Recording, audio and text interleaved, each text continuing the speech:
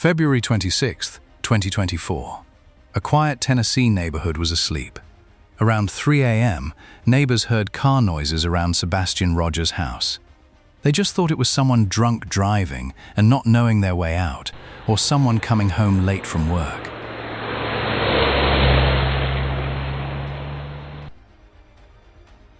And then, the next morning, Sebastian Rogers' family discovered he wasn't in bed as usual. Initially, they just thought he'd gotten up early and gone somewhere, to exercise, to buy breakfast, for example. After hours, they realized something. Tonight, we'll delve into a case that began with a missing teenager, and then became one of the most mysterious and perplexing disappearances in recent times.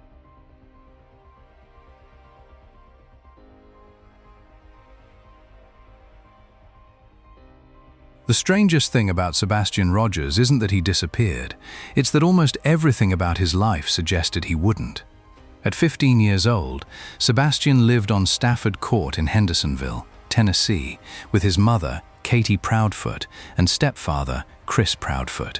Sebastian's family life was split between two worlds. Most of the time, he lived with his mother, Katie Proudfoot, and his stepfather, Chris Proudfoot, in Hendersonville. But his biological father, Seth Rogers, remained actively involved in his life from nearby Clarksville. Like many families navigating shared custody, routines had to be balanced between different households, different expectations, and different relationships. For Sebastian, those relationships mattered. He loved his father. He loved his mother. And despite the complexities that often come with blended families, the people closest to him all seemed to agree on one thing. Sebastian's well-being came first. The neighborhood looked exactly the way you'd expect a suburban Tennessee neighborhood to look.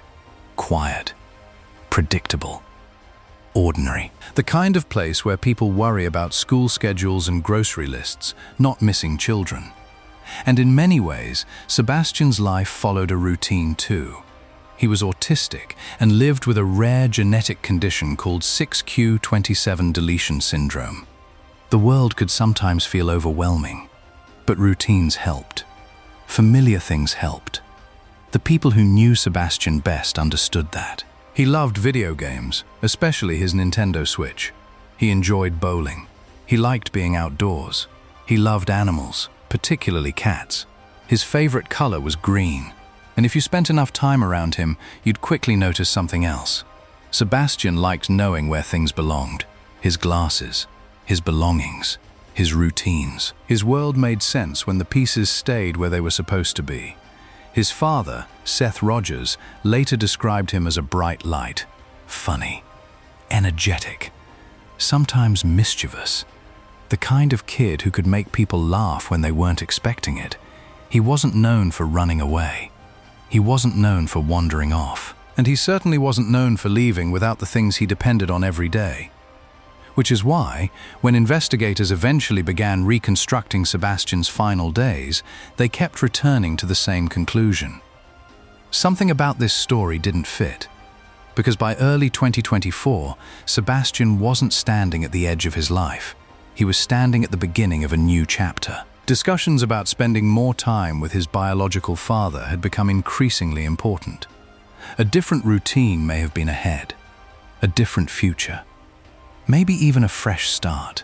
Nobody knew then how significant those conversations would later become. Because when people look back on Sebastian Rogers today, they often focus on the mystery, the search, the theories, the unanswered questions.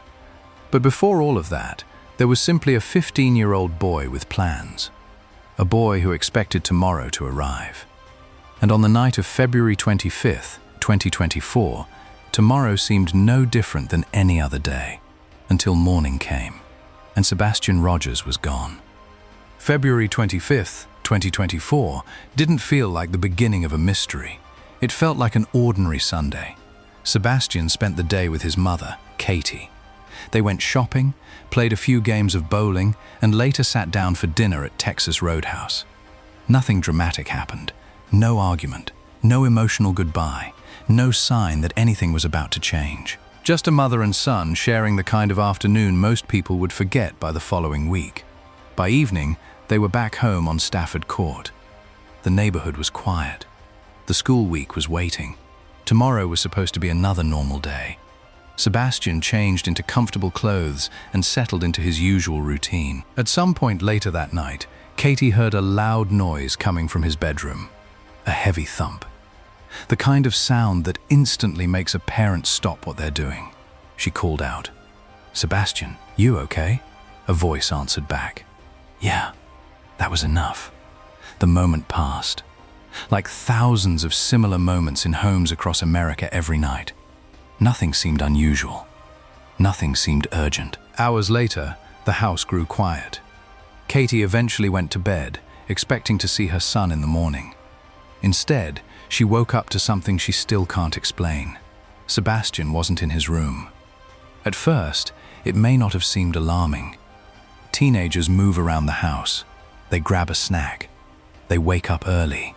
They do unexpected things. But as the minutes passed, the concern began to grow. Katie checked the house. Nothing. She checked outside. Nothing. She got into her car and drove through the neighborhood. Still nothing. Then she headed toward the nearby school. No sign of Sebastian there either. By now, something felt terribly wrong. And when police began piecing together the timeline, the case immediately took on a strange shape. Because Sebastian hadn't left behind an empty room. He'd left behind almost everything. His phone, his money, his medication, his Nintendo Switch. The items that normally traveled with him remained exactly where they should have been. Even more puzzling, there was no obvious sign that anyone had entered the house. No broken window, no damaged door, no immediate evidence explaining how a 15-year-old could vanish during the night. For investigators, it was the kind of case that raises more questions than answers. For the people who loved Sebastian, it was something worse. A nightmare that made no sense. One moment, he was home. Next, he was gone. And as word of the disappearance spread across Hendersonville, one question quickly moved to the center of the investigation. If Sebastian Rogers didn't want to leave, how did he end up outside that house at all? Because the search that followed would reveal something deeply unsettling. The mystery wasn't just where Sebastian went. It was whether anyone truly understood what was happening inside his life before he disappeared. The search for Sebastian Rogers began almost immediately. Within hours of the report, Hendersonville police, sheriff's deputies, firefighters, volunteers, and search teams flooded the area around Stafford Court. At first, investigators approached the case the way they would any missing child report. Find the direction of travel, establish a trail, follow the evidence. But almost immediately, something felt wrong, because there wasn't much evidence to follow. An endangered child alert was issued on February 26th. The next day, authorities escalated the case even further, upgrading it to an Amber Alert. That decision reflected a growing concern. Investigators were no longer treating this as a simple missing person case. They were beginning to consider the possibility that Sebastian hadn't left on his own. Search teams spread across Hendersonville, then beyond it.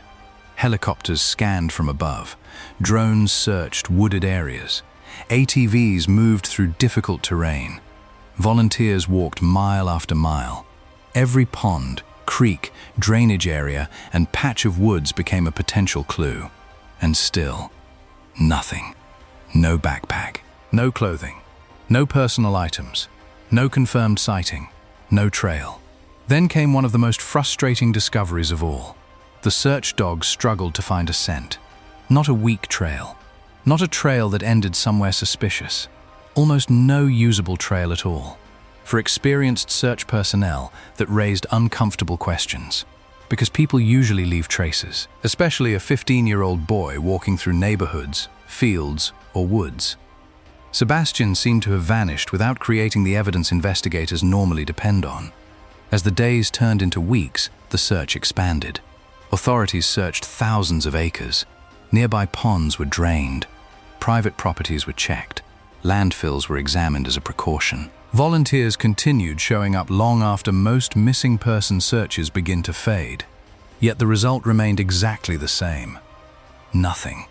The absence of evidence was becoming evidence itself. Then came another problem: the internet. Almost every major missing person case eventually attracts theories. Sebastian's case attracted hundreds: photos, videos, possible sightings, anonymous tips, claims from self-described witnesses. Each one arrived carrying hope, and nearly every one collapsed under scrutiny. A pair of lights seen in the distance. Explained. A figure caught on video. Not Sebastian. A reported sighting in another state. Unverified.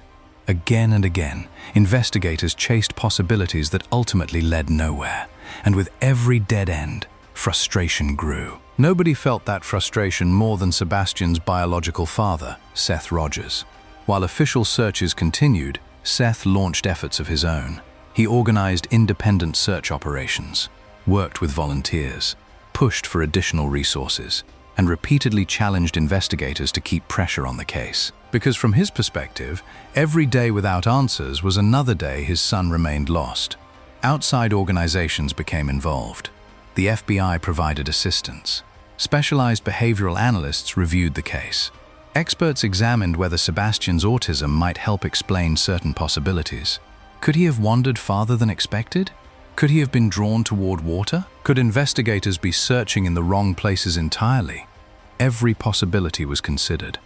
None produced answers. And that's what made the investigation so maddening. Not because there were too few people looking, but because there were so many.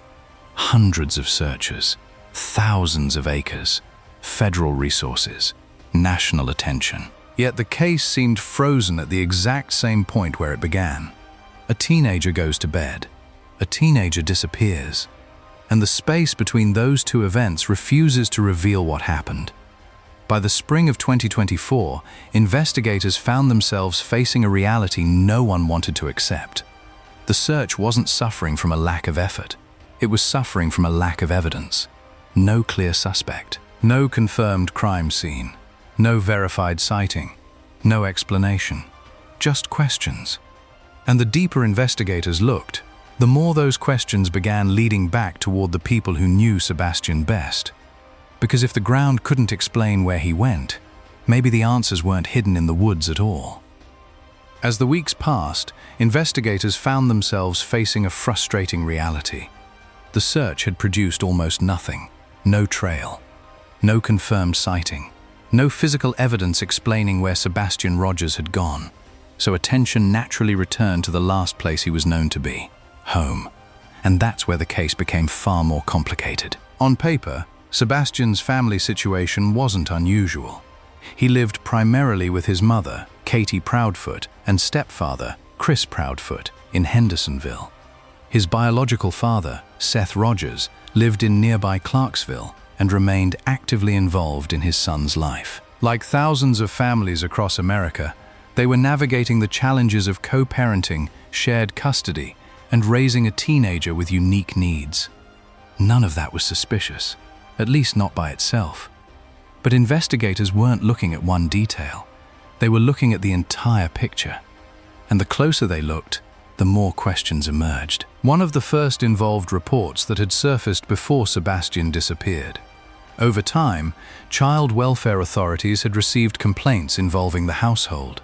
Some centered on allegations of discipline. According to accounts that later became public, Sebastian had allegedly told school personnel that punishments at home sometimes involved a belt. Those allegations became the subject of investigations and intense public scrutiny. Chris Proudfoot has strongly denied abusing Sebastian. No criminal charges were ever filed relating to those claims. Even so, the reports didn't simply disappear. After Sebastian vanished, many people began looking at them differently, not as isolated complaints, but as potential pieces of a larger puzzle. Then there was the issue of timing. Because by early 2024, Sebastian's life appeared to be approaching a crossroads. His father, Seth Rogers, has publicly stated that discussions were underway regarding Sebastian spending more time with him. A change in routine. A change in living arrangements. Possibly a major change in Sebastian's daily life. Again, none of that proves anything. But experienced investigators know that major transitions often matter. People react to change. Families react to change. And sometimes the most important clues are hidden inside those reactions. As public interest in the case exploded, scrutiny intensified. Katie gave interviews. Chris gave interviews. Seth gave interviews. Soon, people weren't just discussing evidence. They were dissecting every appearance, every statement, every pause, every emotion, or lack of emotion. Social media became flooded with theories. Some viewers became convinced the answers were sitting right in front of them. Others argued that grieving families were being judged through the distorted lens of internet speculation. The debate grew louder by the day. And yet, despite all of it, one problem remained: evidence. Because suspicion is not evidence. A theory is not evidence. And a feeling is not evidence. Investigators could not arrest someone based on public opinion. They needed facts. Something concrete. Something they could prove. But months passed. Then a year. And no such evidence appeared. No arrest. No charges. No public disclosure pointing to a crime inside the home. That reality frustrated almost everyone following the case, because people naturally want a resolution. A suspect. A motive. A clear explanation. Instead, they were left staring at the same impossible question. If Sebastian didn't leave voluntarily, and if no one inside the house was responsible, then where did he go? Because the deeper investigators dug into Sebastian's life, the harder it became to escape one uncomfortable truth. This wasn't a case filled with too many answers. It was a case filled with too many possibilities.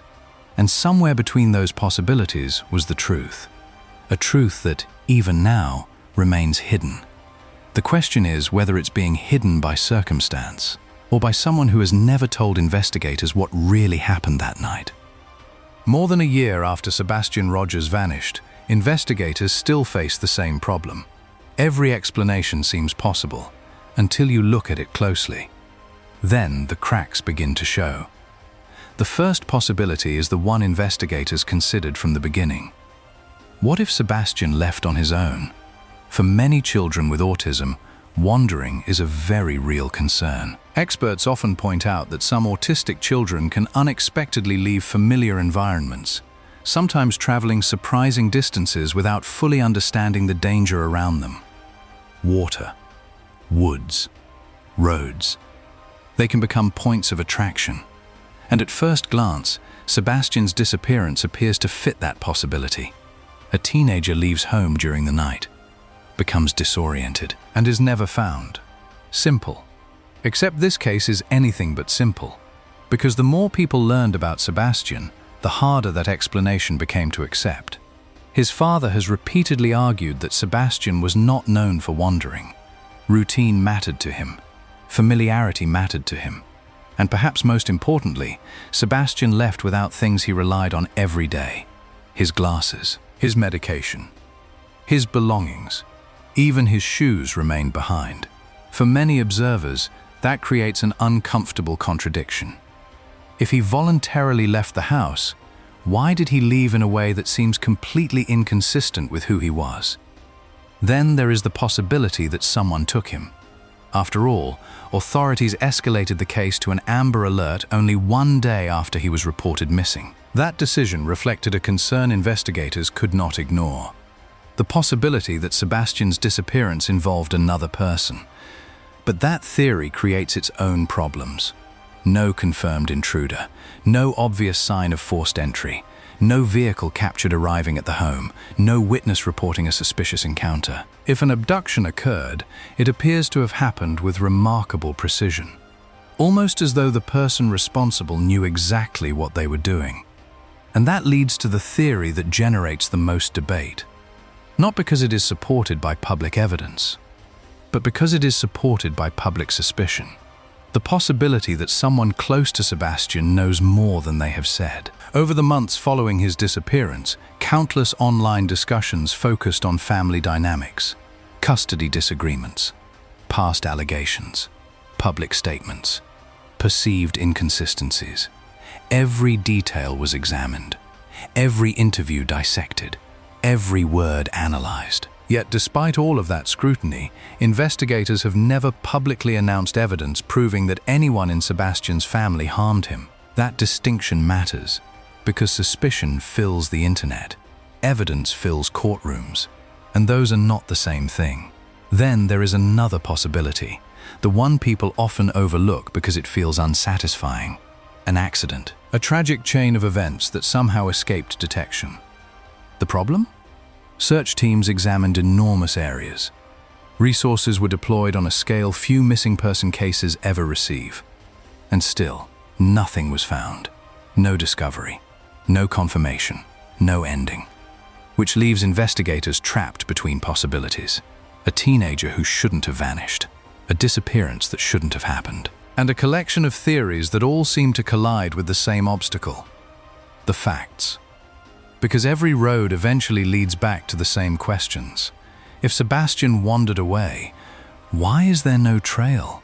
If someone abducted him, where is the evidence? If someone close to him knows the truth, why hasn't it surfaced? Each possibility explains part of the mystery. None explains all of it. And maybe that's what makes this case so unsettling. Not that there are too few answers, but that every answer seems incomplete. Somewhere inside those gaps is the truth. A truth that investigators still haven't been able to reach. Because after all the searches, all the interviews, all the theories, one reality remains unchanged. Nobody knows what happened to Sebastian Rogers after he answered his mother's final question. "Are you okay?" And that may be the most haunting part of this entire case. The last confirmed words Sebastian ever spoke suggested everything was normal.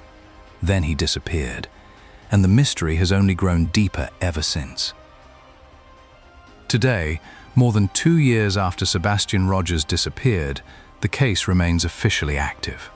No arrest, no suspect, no confirmed sighting, no explanation that investigators are willing to stand behind. Despite the passage of time, law enforcement agencies continue to accept and review tips. The FBI remains involved, and authorities have repeatedly emphasized that Sebastian's case has not been closed. That distinction matters, because many missing person investigations slowly fade from public attention. Sebastian's never truly has. Part of that is because there is still so little to work with. No one has been able to place him anywhere after the night he vanished. No piece of evidence has emerged that clearly points investigators in a specific direction. The mystery remains exactly where it started, somewhere between bedtime and sunrise. Meanwhile, the people who love Sebastian continue searching in different ways. His father, Seth Rogers, has spent the last 2 years refusing to let the case disappear from public view. He has organized searches, spoken to media outlets, pushed for additional resources, and repeatedly urged anyone with information to come forward. For him, the mission has never changed. Find Sebastian, no matter how long it takes. Volunteers have continued helping as well. Community members who have never met Sebastian still share his photograph online, still distribute flyers, still discuss the case in forums and missing person groups. Because for many people, Sebastian stopped feeling like a stranger a long time ago. He became personal. A teenager whose story never received an ending. And perhaps that's what makes this case linger in people's minds. Not because investigators uncovered some shocking answer, but because they didn't. Most mysteries eventually move toward a conclusion. This one remains suspended in uncertainty. A missing chapter with no final page.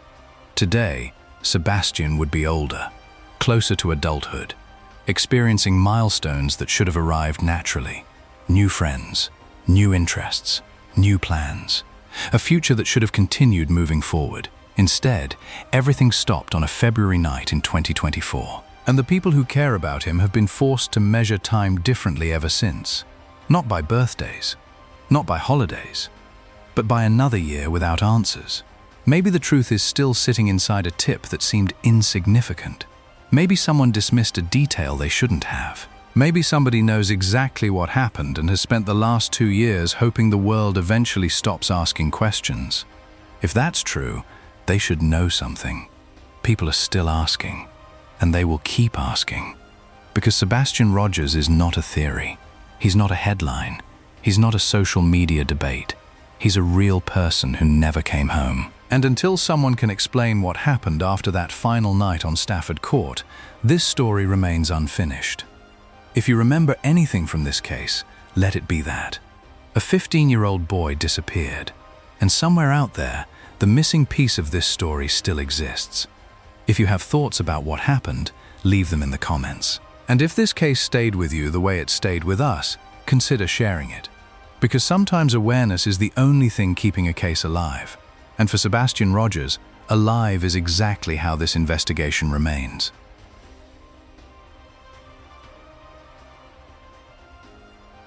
Bring in the FBI! Chants filled the air. Where is Sebastian Rogers? 2 years is too long. As passion pours out, we need to do something. bring a handful of people together. I'm here to support Sebastian Rogers.